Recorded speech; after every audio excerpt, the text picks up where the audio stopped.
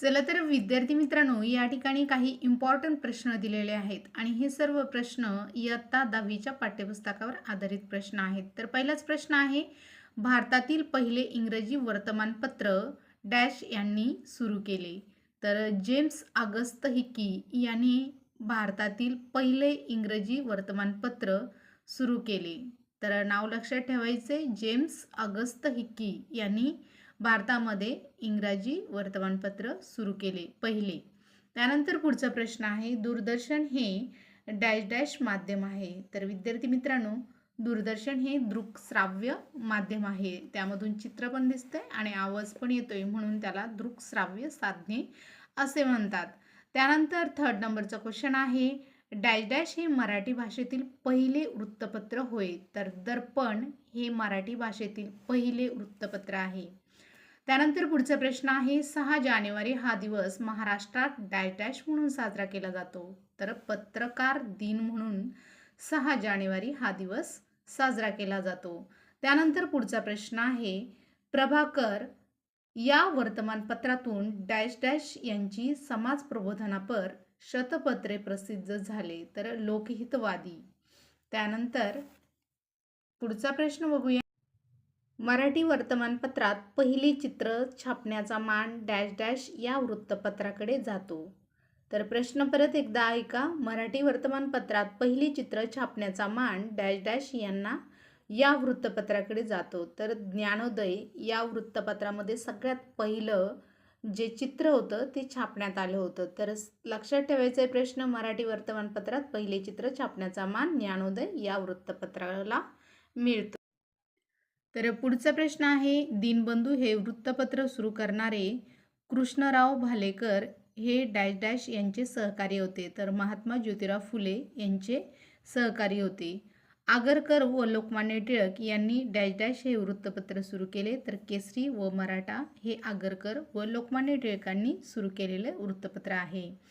21व्या शतकात dash dash लोकशाहीचा चौथा स्तंभ म्हणून महत्त्वाची भूमिका बजावत आहेत. तर वृत्तपत्रे 21व्या शतकामध्ये वृत्तपत्रे हे लोकशाहीचा चौथा स्तंभ मानला जात असे. त्यानंतर पुढचा प्रश्न आहे, मराठी भाषेतील टिंबटिंब हे पहिले नियतकालिक बाळशास्त्री जांभेकर यांनी सुरू केले. तर दिग्दर्शन, मराठी भाषेतील दिग्दर्शन हे पहिली नियतकालिक बाळशास्त्री जांभेकर यांनी सुरू केली. पुढचा प्रश्न आहे, आधुनिक इतिहास लेखनाचे जनक डॅश डॅश यांना म्हणतात. तर व्हॉल्टियर.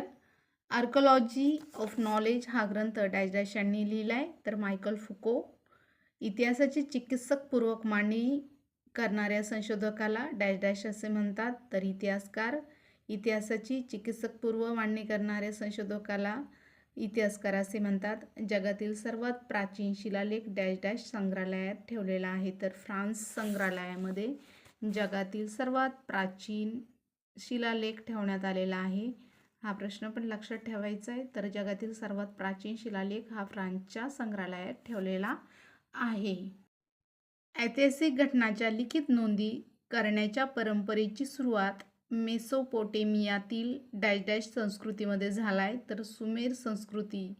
ऐतिहासिक घटनांच्या लिखित नोंदी करण्याच्या परंपरेचा सुरुवात मेसोपोटेमियातील डॅश डॅश संस्कृतीमध्ये झालाय. तर सुमेर संस्कृतीमध्ये झालेला आहे. पुढचा प्रश्न आहे, आधुनिक इतिहास लेखनाच्या परंपरेचे बीजे प्राचीन डॅश डॅश इतिहासकाराच्या लेखनात आढळतात. तर ग्रीक इतिहासकाराच्या लेखनात आढळतात. आधुनिक इतिहास लेखनाचे परंपरेचे जे बीज होते ते प्राचीन इतिहासकाराच्या लेखनात म्हणजे ग्रीक इतिहासकाराच्या लेखनात आढळतात. त्यानंतर पुढचा प्रश्न आहे, हिस्ट्री हा शब्द प्रथम इसवी सन पूर्व 5व्या शतकात होऊन गेलेल्या डॅश डॅश या ग्रीक इतिहासकाराने प्रथम त्याच्या ग्रंथाच्या शीर्षकासाठी वापरले. तर हिरोडोटस. तर हिस्ट्री हा शब्द प्रथम इसवी सन पूर्व 5व्या शतकात होऊन गेलेल्या हिरोडोटस या ग्रीक इतिहासकाराने प्रथम त्याच्या ग्रंथाच्या शीर्षकासाठी वापरला. तर हे पण लक्षात ठेवायचं, हिस्ट्री हा शब्द प्रथम इसवी सन पूर्व 5व्या शतकात होऊन गेलेले हिरोडोटस या ग्रीक इतिहासकाराने प्रथम त्याच्या ग्रंथाच्या शीर्षकासाठी वापरलेला आहे.